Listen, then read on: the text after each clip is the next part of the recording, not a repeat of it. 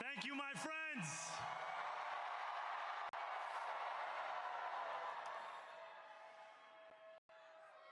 The sun may have set over our city this evening, but as Eugene Debs once said, I can see the dawn of a better day for humanity. For as long as we can remember, the working people of New York have been told by the wealthy and the well-connected that power does not belong in their hands. Fingers bruised from lifting boxes on the warehouse floor, palms calloused from delivery bike handlebars, knuckles scarred with kitchen burns. These are not hands that have been allowed to hold power. And yet, over the last 12 months, you have dared to reach for something greater. Tonight, against all odds, we have grasped it. The future is in our hands. My friends, we have toppled a political dynasty.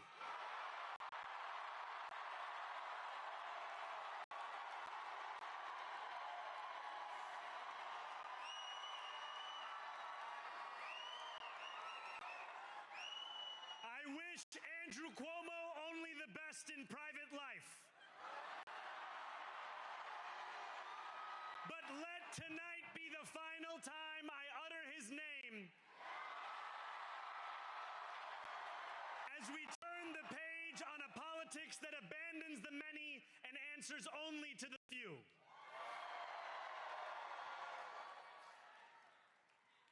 New York, tonight you have delivered a mandate for change, a mandate for a new kind of politics, a mandate for a city we can afford,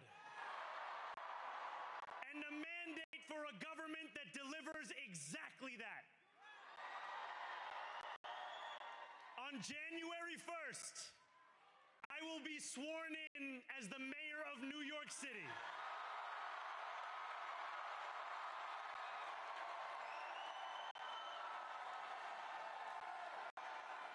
And that is because of you.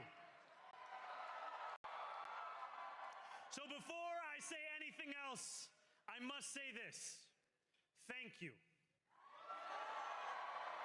Thank you to the next generation of New Yorkers who refuse to accept that the promise of a better future was a relic of the past.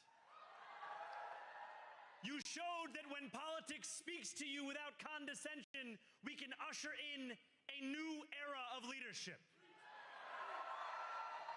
We will fight for you because we are you. Or as we say on Steinway, ana minkum wa ilaykum.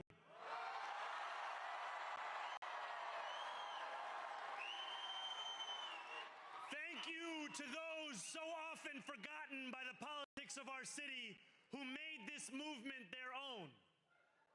I speak of Yemeni bodega owners and Mexican abuelas,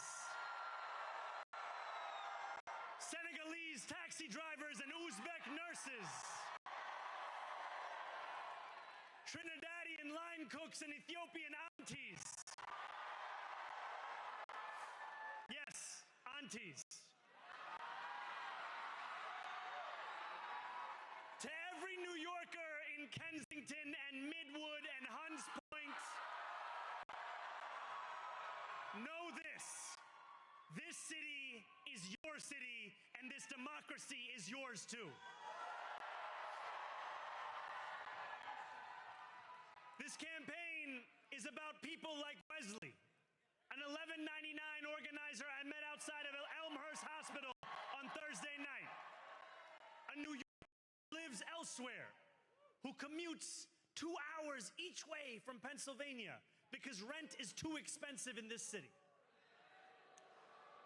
It's about people like the woman I met on the BX-33 years ago, who said to me, I I used to love New York, but now it's just where I live. And it's about people like Richard, the taxi driver I went on a 15-day hunger strike with outside of City Hall, who still has to drive his cab 7 days a week. My brother, we are in City Hall now.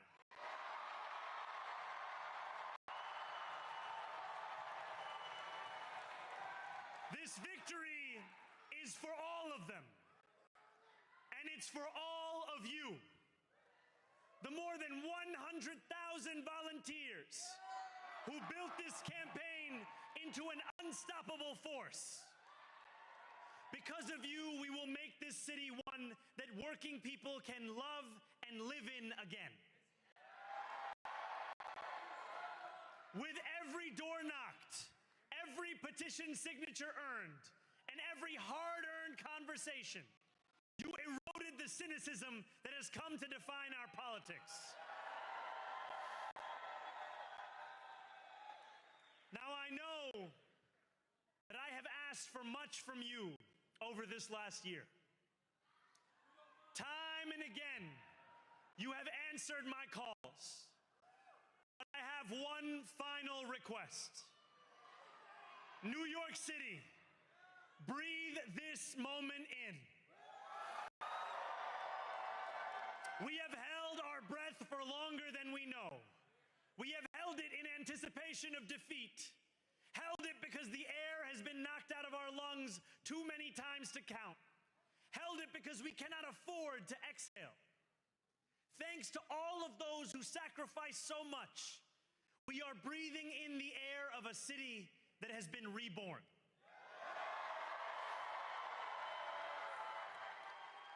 My campaign team, who believed when no one else did, and who took an electoral project and turned it into so much more. I will never be able to express the depth of my gratitude. You can sleep now. To my parents, Mama and Baba, you have made me into the man I am today. I am so proud to be your son. And to my incredible wife, Rama,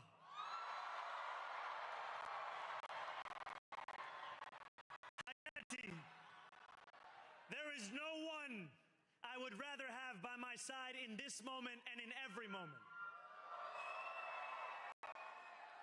To every New Yorker, whether you voted for me, for one of my opponents, or felt too disappointed by politics to vote at all, thank you for the opportunity to prove myself worthy of your trust. I will wake each morning with a singular purpose: to make this city better for you than it was the day before.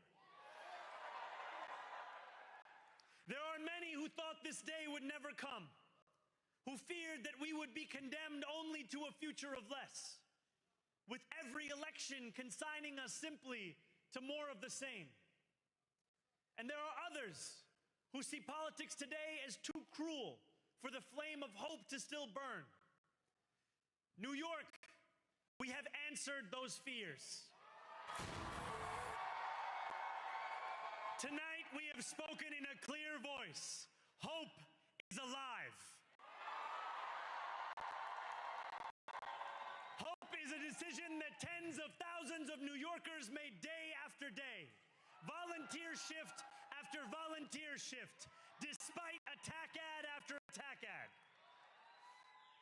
More than 1 million of us stood in our churches, in gymnasiums, in community centers, as we filled in the ledger of democracy. And while we cast our ballots alone, we chose hope together. Hope over tyranny. Hope over big money and small ideas. Hope over despair. We won because New Yorkers allowed themselves to hope that the impossible could be made possible.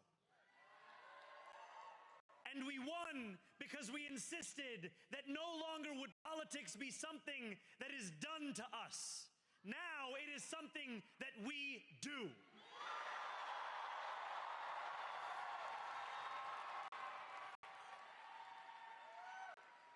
Standing before you, I think of the words of Jawaharlal Nehru. A moment comes but rarely in history when we step out from the old to the new, when an age ends and when the soul of a nation long suppressed finds utterance. Tonight we have stepped out from the old into the new.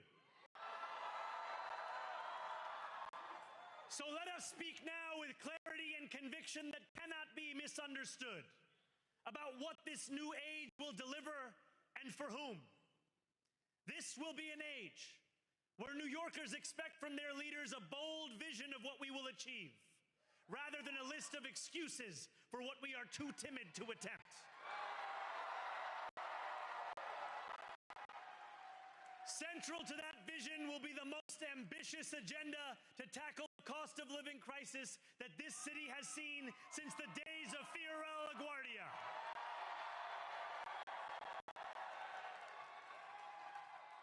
An agenda that will freeze the rents for more than 2 million rent-stabilized tenants. Make buses fast and free. And deliver universal child care across our city. Years from now, may our only regret be that this day took so long to come. This new age will be one of relentless improvement. We will hire thousands more teachers.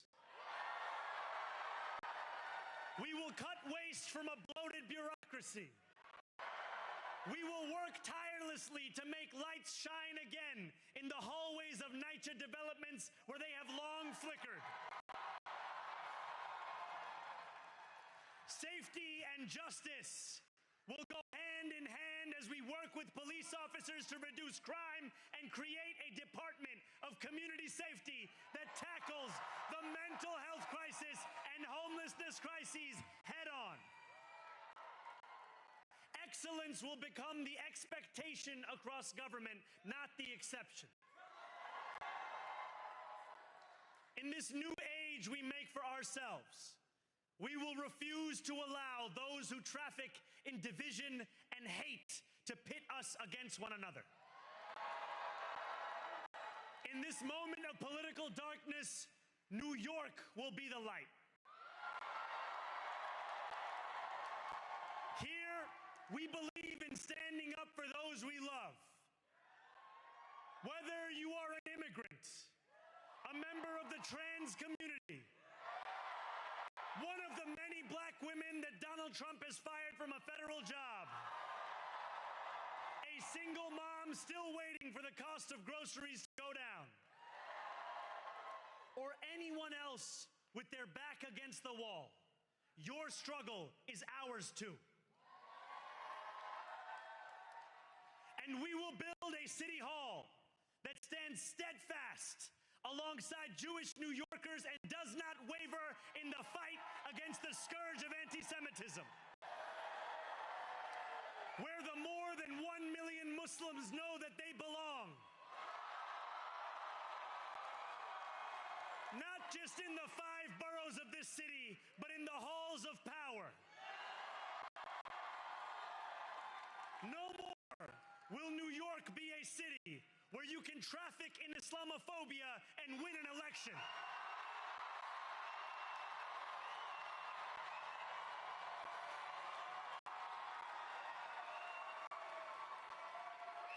This new age will be defined by a competence and a compassion that have too long been placed at odds with one another. We will prove that there is no problem too large for government to solve and no concern too small for it to care about. For years, those in City Hall have only helped those who can help them. But on January 1st, we will usher in a city government that helps everyone.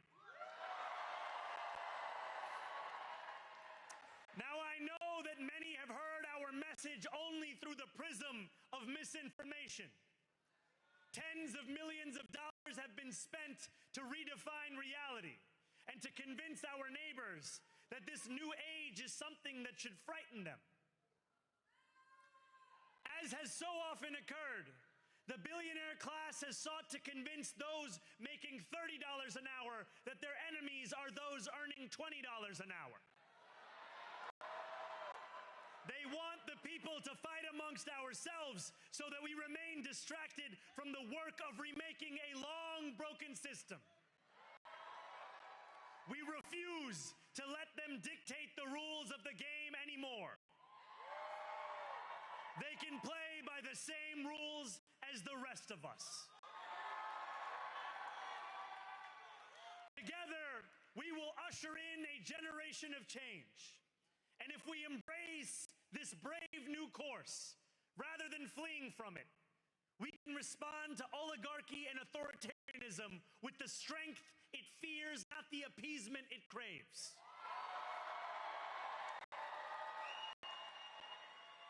After all, if anyone can show a nation betrayed by Donald Trump how to defeat him, it is the city that gave rise to him.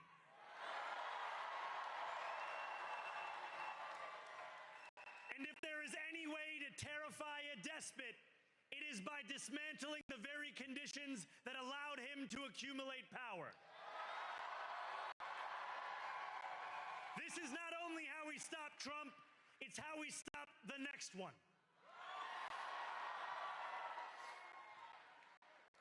So Donald Trump, since I know you're watching, I have 4 words for you.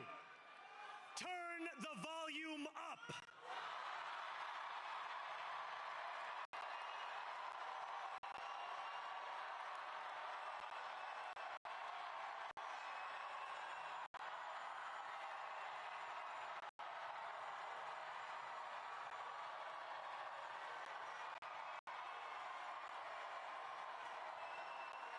We will hold bad landlords to account because the Donald Trumps of our city have grown far too comfortable taking advantage of their tenants.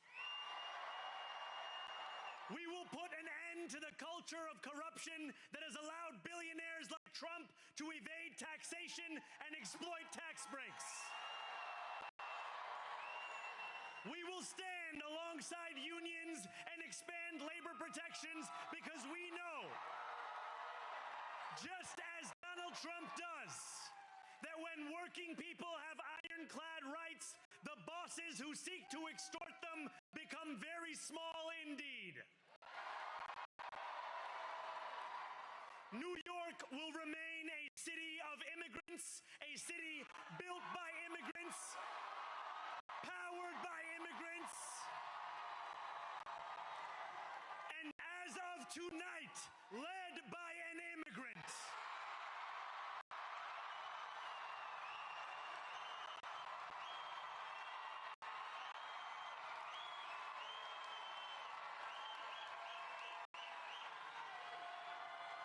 So hear me, President Trump, when I say this. To get to any of us, you will have to get through all of us.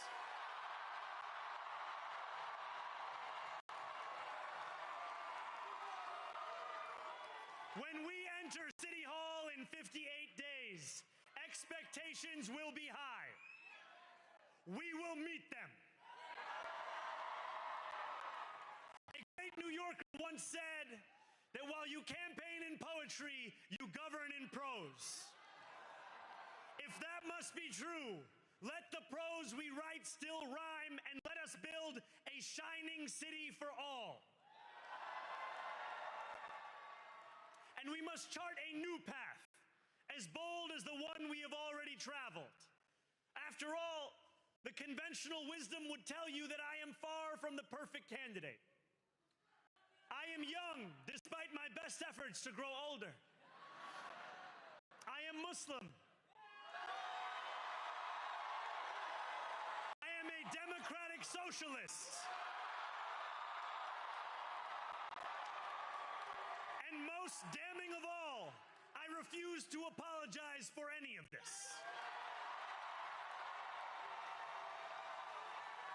And yet, if tonight teaches us anything, it is that convention has held us back. We have bowed at the altar of caution, and we have paid a mighty price. Too many working people cannot recognize themselves in our party. And too many among us have turned to the right for answers to why they've been left behind. We will leave mediocrity in our past. No longer will we have to open a history book for proof that Democrats can dare to be great. Our greatness will be anything but abstract.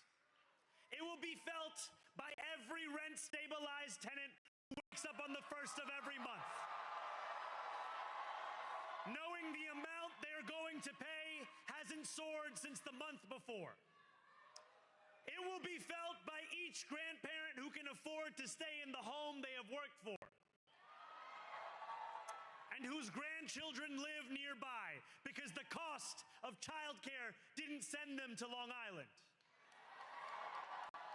It will be felt by the single mother who is safe on her commute and whose bus runs fast enough that she doesn't have to rush school drop-off to make it to work on time. And it will be felt when New Yorkers open their newspapers in the morning and read headlines of success, not scandal. Most of all, it will be felt by each New Yorker when the city they love finally loves them back. 34-year-old